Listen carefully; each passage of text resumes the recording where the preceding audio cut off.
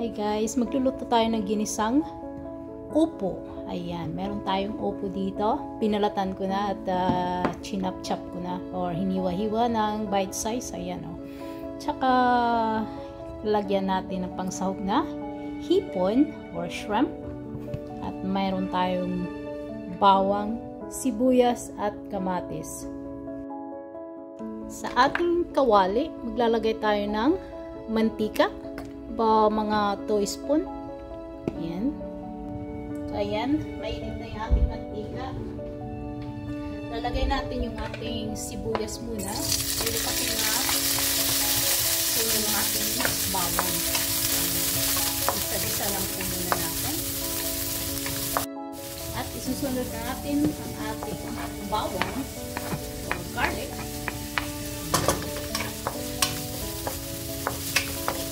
Masarap ang upo na may kamatis. Ayan, gisa natin lang. Iksan natin sa kamatis. Ayan.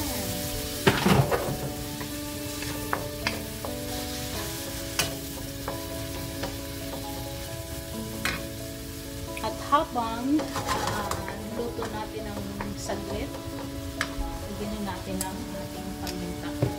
Durong na paminta o brown black pepper.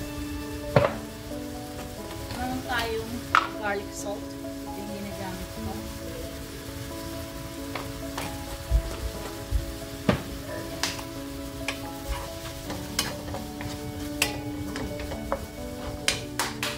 Nilagay na rin natin ang ating hipon. Ang ating hipon is wala ng balat yan. So, linis na. Really to cook na lang siya. Hanggang lang siya, mag-pink ang kulay. So, yan guys, lagay na natin ang ating upo. Ayan. Ating gulay na upo. Ayan. Diba? Nabili ko ang upo sa Asian market kasi wala naman tayo dito ngayon. Kumbaga, parang Filipino store din siya. Everything you need. So, ayan. Ngayon, lalagyan natin ng konting soy sauce. Sandali lang ha. Ito na guys, lagyan natin ng soy sauce. Pampakulay at pangtimpla na rin. Konti. Tapos, mix natin ng konti. Ayan. Ano na. Maganda na yung kulay. Tapos, lalagyan natin ng oyster sauce. So, ayan. Ito yung ating oyster sauce. Ang oyster sauce is parang pang din siya.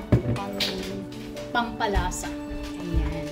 So, hanggang maaari, huwag mo natin lalagyan muna ng tubig kasi ang upo is mayroon na siyang nagtutubig din siya.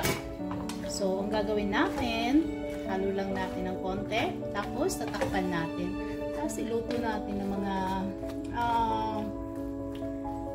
10 minutes. Okay, at balikan natin. Ayan, tingnan na natin. Oh, diba? Sakto. May katas yung ating upo. Hindi natin siya nilagyan ng tubig pero meron na siyang meron na siyang parang tubig din na lalabas. So, yan. Ngayon, patayin na natin. Luto na yung ating upo. Tikman natin.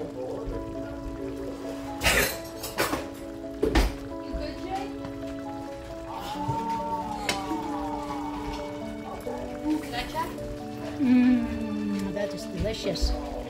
Ketchup? Be careful, salt. Yep. Turn off the fire. What do you think? It's a good different. It's like a sweet. In the video.